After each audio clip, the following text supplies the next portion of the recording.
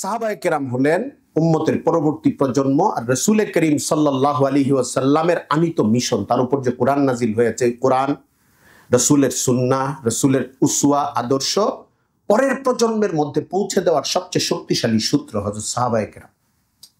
উম্মতের সবচেয়ে ত্যাগী, সবচেয়ে নিবেদিত, সবচেয়ে কুরবানিওয়ালা, আল্লাহর রাসূলের সবচেয়ে নিবেদিত সংস্রব গ্রহণকারী এমন একটা প্রজন্ম যাদের সম্পর্কে আল্লাহ রাসূল সাল্লাল্লাহু আলাইহি ওয়াসাল্লামের বর্ণনা হলো, তোমরা তাদের সমান হতে পারবা না, তোমরা তাদের লা তাস্তাবি আসহাবি ফাইন্না আহাদাকুম লাউ আনফাকা মিসলা উহুদিন যাহাবান মা বালাগা মুদ্দা আহাদিহিম ওয়ালা নাসিফাহু। উহুদ পাহাড় পরিমাণ স্বর্ণ যদি দান করে দাও আল্লাহর রাস্তায়, আমার সাহাবীরা এক মুদ পরিমাণ, অল্প একটা পাল্লা দিয়ে মাপা যায়, এই পরিমাণ যে দান করছে তারা এই দানের সমান হইতে পারবে না, বা তার অর্ধেকের সমান হইতে পারবে না। হযরত সাহাবায়ে কেরাম রাদিয়াল্লাহু আনহুমের সংজ্ঞা সম্পর্কে আলোচনা হইল। তাদের বৈশিষ্ট্য হলো যে তারা সবসময় নিবেদিত ছিলেন দিন প্রতিষ্ঠার জন্য, ব্যক্তিগত ইবাদাতের ক্ষেত্রে, রাসূলুল্লাহ সাল্লাল্লাহু আলাইহি ওয়াসাল্লামের জন্য ফেদাইয়াতের জন্য। সাহাবায়ে কেরাম সবসময়ই তো ছিলেন, বিশেষ করে সলহে হুদাইবিয়ার সময় যখন একটা টেনশন তৈরি হইল, হুজুর যাইতেছেন উমরায়, তারা করতে দিবে না, বাধাপ্রাপ্ত হইলেন। পরে হুদাইবিয়ার সন্ধি হইল, তখন তাদের পক্ষ থেকে প্রতিনিধি হিসেবে যিনি আসলেন কথা বলতে, উনি এসে দেখলেন তখন একটা টেনশনপূর্ণ টাইম, যুদ্ধ লেগে যেতে পারে, ফেরত নাও যেতে, বায়াত হইলেন সবাই।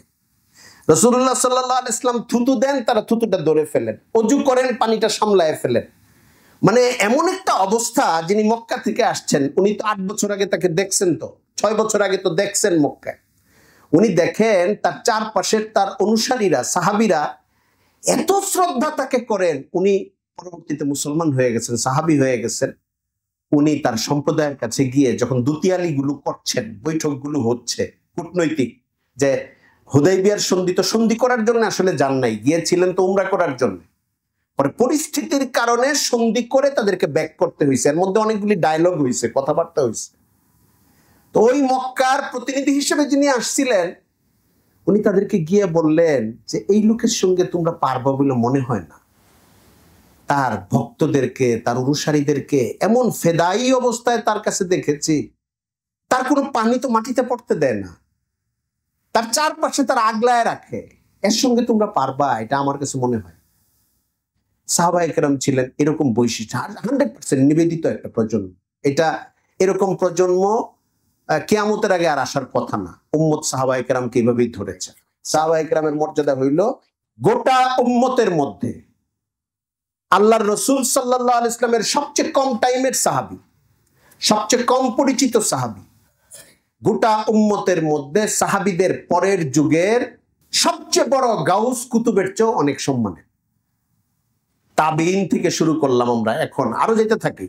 সাহাবীদের পরের যুগের যে কোনো বড় বুজুর্গ, ওলি, আউলিয়া, দরবেশ, যা আমরা বলি, মানুষের কত মিথ আছে অনেক সম্পর্কে, যে মানে এগুলি আমাদের দেশের সমস্যা, যে অমুক নাম ওযু ছাড়া নিলে রুমকম থেকে একটা লম্বা পড়ে যায় না, এগুলি তো একটা বেদাতের একটা চূড়ান্ত জায়গায় চলে যেতে থাকলে এটা হইতে থাকে। তো সাহাবায়ে কেরামের হাল হইল, যেই সাহাবীকে আমরা চিনি না, নাম জানি না, কিতাবের নাম নাই, ওই সাহাবীর মর্যাদায় এরকম বহু বুজুর্গ আউলিয়া একসঙ্গে করলে তাদের মর্যাদার চেয়ে ওনার মর্যাদা অনেক বেশি।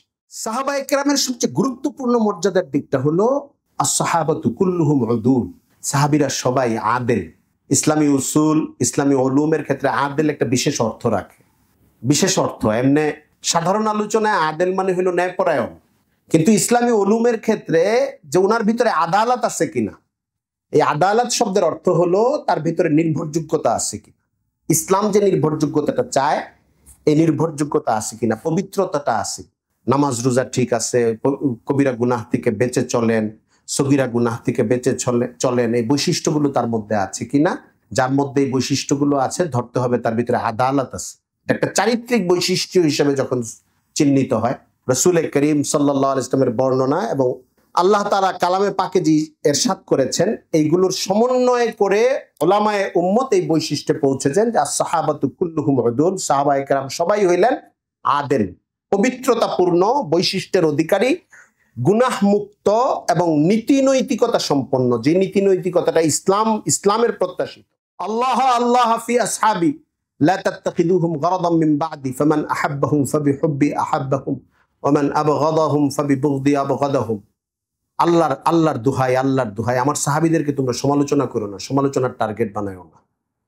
আর যারা তাদেরকে ভালোবাসবা তারা আসলে আমার প্রতি তাদের ভালোবাসার কারণেই তাদেরকে ভালোবাসবা, সাহাবীদেরকে। আর যারা সাহাবীদেরকে অপছন্দ করবা তারা আমার প্রতি অপছন্দের কারণেই তাদেরকে অপছন্দ করবা। এই জন্যে উম্মতের উলামায়ে কেরাম সালাফরা একমত, কিছু কিছু মত ব্যক্ত করেছেন। একটা মত হইল সাহাবায়ে কেরামের সমালোচনা করা, তাদের প্রতি অশ্রদ্ধা রাখা, এইটা সর্বনিম্ন অপরাধ হইল ফাসিকি, এটা ফিস্ক, এটা একটা গুনাহ। কোন কোন ইমাম বলেছেন, আমি কালকে রাত্রেই দেখেছি, সালাফদের ইমাম, এলেমের অর্থে ইমাম, মাযহাবের ইমাম না, বলেছেন যে সাহাবীদের যে সমালোচনা করে সে জিন্দিক। কোন কোন সালাফদের বড় ইমাম বলেছেন যে সাহাবীদের প্রতি যে শ্রদ্ধা রাখে না সে ইসলামের প্রথম প্রজন্মে কোরআন হাদিস সহ যা যা আছে, উসওয়ায়ে রাসূল হিসেবে আমরা যা পাই সবকিছুর প্রতি সে ধীরে ধীরে শ্রদ্ধাহীন হয়ে যাবে এবং সে দিন থেকে বিচ্যুত হয়ে যাওয়া তার জন্য সহজ হয়ে যাবে।